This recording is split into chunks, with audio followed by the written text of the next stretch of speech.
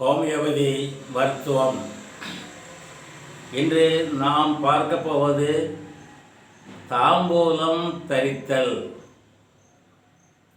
இந்த தாம்பூலம் தரித்தல் என்றால் என்ன? இதை அந்த காலத்தில் ஏன் ஏற்படுத்தினாங்க?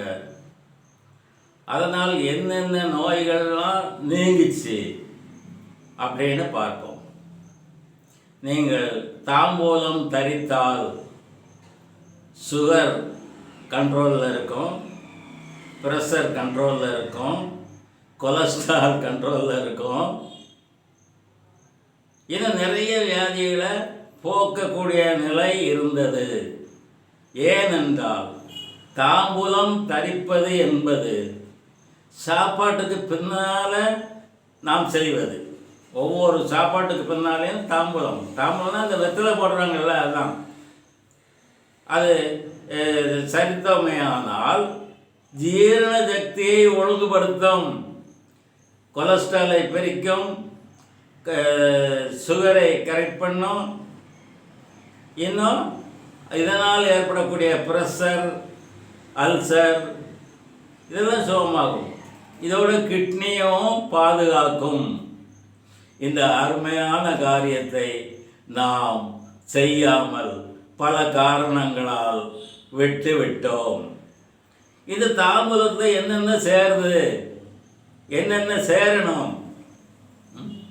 வெத்தலை, பாக்கு, சுண்ணாம்பு, சாதிபத்திரி, ஏலம், கிராம்பு, இதோட ஒரு இனிப்பு பண்ண ஏதாவது, இவ்வளவும் சேர்த்து மடித்து போடுறது தான் தாம்பூலம்.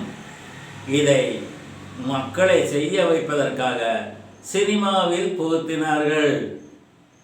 சினிமாவில் முதலிரவு காட்சிகளில் அந்த மனைவி அந்த தாம்பூலத்தை மடித்து கணவனுக்கு வாயில் கொடுப்பார். இது பழைய படங்களில் பாருங்க.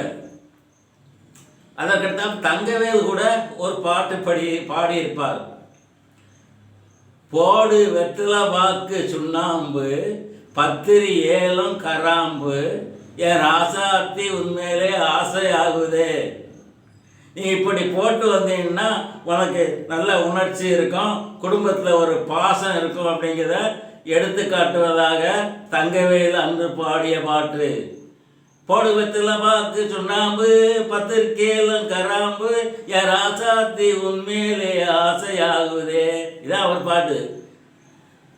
அப்போ நாம் என்ன செய்யணும்? இது இப்போ உள்ள காலத்துக்கு நம்ம எப்படி தாம்பூலம் தரிக்கணும் அப்படின்னா, ஒரு டப்பாவில் நீங்கள் நான் சொல்கிறதெல்லாம் இடிச்சு வச்சுங்க.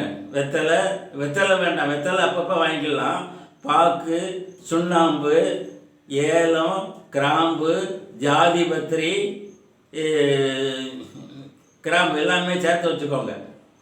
இதற்கு அடுத்தாற்போல் அதோடு நீங்கள் தனியே நல்லா இந்த நெல்லிக்காயை நல்லா பொடுசாக மிக்சியில் அடித்து வச்சுக்கோங்க.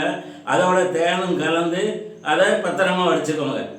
இந்த வெத்தலையில் அந்த பவுடரையும் போட்டு, இந்த குல்கந்துன்னு சொல்லுவாங்க, இதையும் போட்டு மடித்து நீங்கள் டெய்லி சாப்பிட்ட உடனே நீங்கள் போட்டு வந்தீர்களே ஆனால் உங்களுக்கு சுகர் இல்லை, ப்ரெஷர் இல்லை, அல்சர் இல்லை, நம்ம கொலஸ்ட்ரால் இல்லை. இந்த இதுகள்லாம் இல்லைன்னா உங்களுக்கு கிட்னியும் ஒழுங்காக இருக்கும். ஆகவே இந்த முறையை பயன்படுத்தி வருங்காலத்திலாவது நாம் நோயிலிருந்து விடுபடுவோம் என்று கூறி விடையேறுகிறேன். வணக்கம்.